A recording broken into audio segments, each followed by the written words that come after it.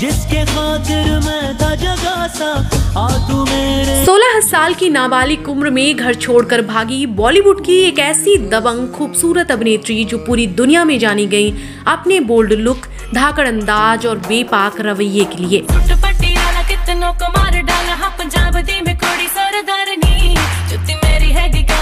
अपने सपनों को उड़ान देने के लिए घर से भागी इस अभिनेत्री को मुंबई में एक बड़े सुपरस्टार ने कई सालों तक कैद करके रखा और कैसे उस सुपरस्टार ने इनको बना दिया नशेड़ी लड़की। ये भारतीय हिंदी सिनेमा की पहली ऐसी महिला अभिनेत्री हैं जो अपने दम पर कई दूसरे डायरेक्टर, प्रोड्यूसर को पीछे छोड़कर अपनी फिल्मों को हिट और सुपर हिट कराकर करती हैं लाखों दिलों पर राज। क्योंकि इस अभिनेत्री का बॉलीवुड के हर एक्टर, डायरेक्टर और प्रोड्यूसर के साथ चलता है 36 का आंकड़ा। बिल्कुल उसको किसी ना किसी तरह से सताने में या बुली करने में लग जाए, कैसा महसूस करेंगे आप? शर्म नहीं आती इनको? कोई तो दर्जनों प्रेम प्रसंग होने के बाद भी क्यों ये अभिनेत्री आज भी है सिंगल, और कैसे बॉलीवुड के किसी बड़े सुपरस्टार ने इनको अपने प्यार का झांसा देकर इनकी जिंदगी कर दी बर्बाद। क्यों इस अभिनेत्री को बॉलीवुड के दूसरे बड़े प्रोडक्शन हाउस ने कर दिया ब्लैक लिस्ट।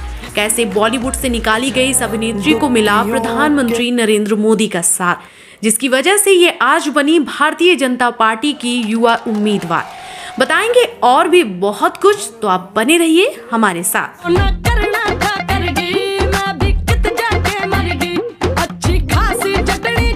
हम बात कर रहे हैं एक ऐसी अभिनेत्री की जिसने परिवार के खिलाफ जाकर बॉलीवुड में कदम रखा अपनी पहचान और नाम बनाने के लिए।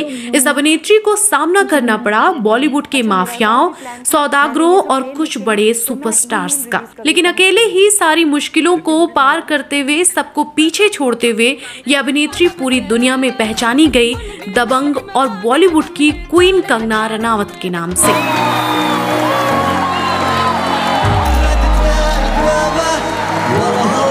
कंगना रनावत एक ऐसे परिवार से आती हैं जहां इनसे पहले किसी ने भी हिंदी सिनेमा में कदम नहीं रखा था।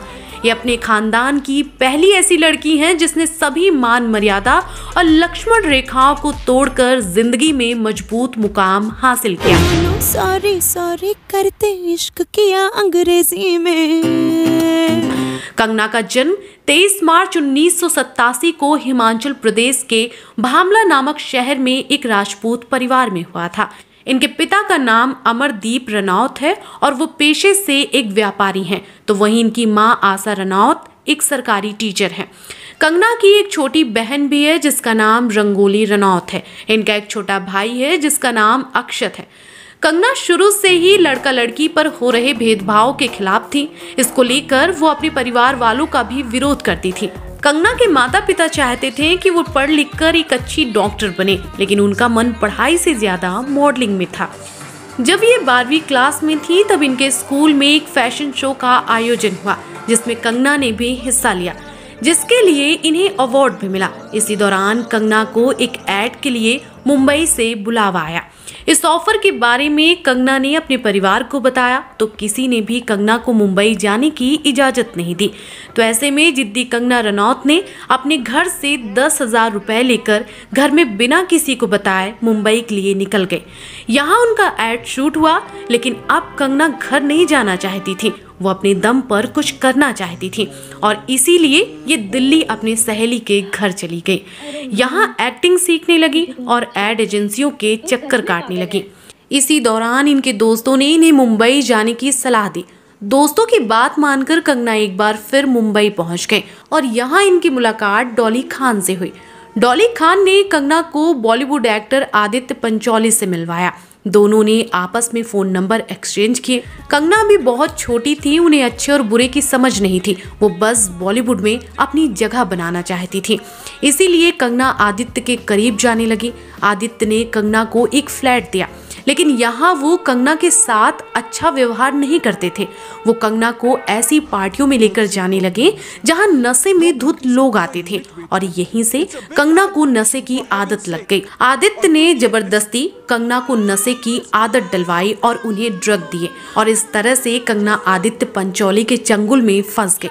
आदित्य ने उनको घर में कैद कर लिया था, जिसके बारे में कंगना अपने घर में भी नहीं बता पा रही थी क्योंकि वो घर से भाग कर आई थी। ऐसे में एक दिन उनकी मुलाकात अनुराग बासु से हुई और कंगना को उनकी पहली फिल्म गैंगस्टर मिली, जिसमें कंगना की एक्टिंग को देखकर सब हैरान रह गए। उनकी एक्टिंग को देखकर ऐसा बिल्कुल नहीं लग रहा था कि वो पहली बार फिल्म कर रही हैं। क्या था तुम्हें उस पे हाथ उठाने का? जलन हो रही है आज मुझे किसी और के साथ देख के, तुम्हें जलन हो रही है तब। जिसके बाद कंगना ने अपना घर ले लिया और आदित्य का फ्लैट छोड़ दिया, लेकिन आदित्य ने कंगना का पीछा नहीं छोड़ा। उन्होंने कंगना के घर की एक डुप्लीकेट चाबी बनवा ली और एक दिन उनके घर में घुसकर उनसे जोर जबरदस्ती करने लगे। तब कंगना खिड़की से भागकर सीधे पुलिस स्टेशन पहुंची और आदित्य के खिलाफ शिकायत दर्ज कराई। तो उसने एक उसकी एक्स्ट्रा डुप्लीकेट की बनाई हुई थी, तो उसने जैसे लगाई वो की, मैंने वो फर्स्ट। कंगना अपनी पहली ही फिल्म से बॉलीवुड में छा गई। उन्हें बेस्ट फिल्म डेब्यू का अवार्ड भी दिया गया। इसके बाद उन्होंने कभी पीछे मुड़कर नहीं देखा और एक के बाद एक फिल्में भारतीय हिंदी सिनेमा के नाम की। और जिस चीज के लिए कंगना ने अपना घर छोड़ा, सब कुछ बर्दाश्त किया, वो चीज, वो पावर, वो पैसा और वो सक्सेस कंगना के कदम चूम रही। सत्ता की लड़ाई भी मैं जीतूंगी, क्योंकि महाभारत का दूसरा नाम है जया। बेटी की कामयाबी देखकर परिवार भी खुश हो गया था। तो ये था कंगना का फिल्मी सफर। अब बात करते हैं कंगना की पर्सनल लाइफ की। कंगना का दिल एक बार नहीं बल्कि 5 बार टूटा। इनका पहला अफेयर रहा शेखर सुमन के बेटे अध्ययन सुमन के साथ, लेकिन अध्ययन सुमन के पिता को उनकी नजदीकियां पसंद नहीं थी क्योंकि कंगना नशा करती थी और इसीलिए उन्होंने अपने बेटे को कंगना से दूर रहने की सलाह दी।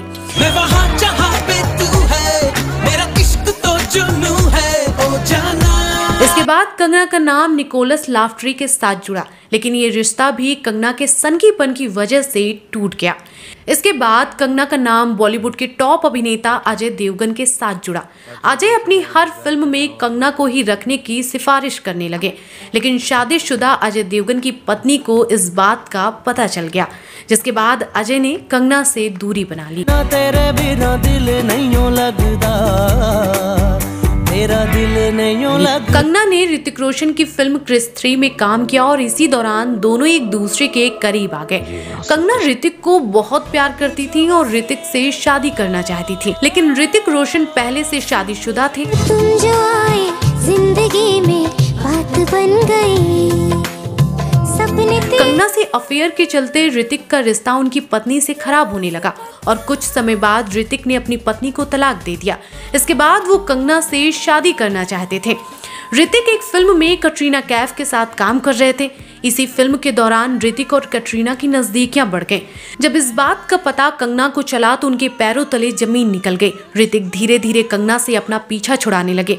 ऋतिक ने कंगना के कुछ मेल पब्लिक कर दिए और कहा कि कंगना उन्हें शादी के लिए मेल करती थी। मैंने ये सब मेल लिखे हैं तो मैं ये मेल रिलीज कर देता हूँ।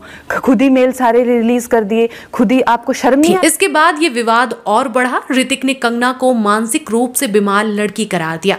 बाद में ऋतिक कंगना से पैचअप करना चाहते थे, लेकिन कंगना ने इस रिश्ते को ठुकरा दिया। मेरा तो इतना लाइफ खराब हो गया है, इतना लाइफ खराब हो गया है मेरा। तो ये थी कंगना के अफेयर्स की लिस्ट। अब बात करते हैं उनसे जुड़े विवादों की। सुशांत सिंह राजपूत की मौत के बाद कंगना ने खुलकर बॉलीवुड के कुछ चुनिंदा लोगों का विरोध किया और फिल्म इंडस्ट्री में चल रहे भेदभाव को लेकर आवाज उठाई। इतना ही नहीं, उद्धव ठाकरे के बेटे आदित्य ठाकरे पर भी कई गंभीर आरोप लगाए। उद्धव ठाकरे, तुझे क्या लगता है कि तूने फिल्म माफिया के साथ मिलके मेरा घर? विरोध इतना बढ़ा कि कंगना को कई प्रोडक्शन हाउस से बैन कर दिया गया और उनको फिल्में मिलना बंद हो गई। इसके बाद भी कंगना ने हार नहीं मानी और इन सब से अकेले ही लड़ती रही। और ये सत्ता की लड़ाई भी मैं जीतूंगी, क्योंकि महाभारत का दूसरा नाम है जया। ऐसे में इनको साथ मिला बीजेपी के कुछ बड़े नेताओं का और अब कंगना हिमाचल प्रदेश से भाजपा के टिकट पर पहली बार लोकसभा चुनाव लड़ने जा रही हैं। मेरा तुम्हें याद रखो, आऊं चुनी तब मैं कोई कमी नहीं छड्डी तुम्हारी सेवा से। कंगना को प्रधानमंत्री और अमित शाह का साथ मिला और अब कंगना एक नए अवतार में सबके सामने है।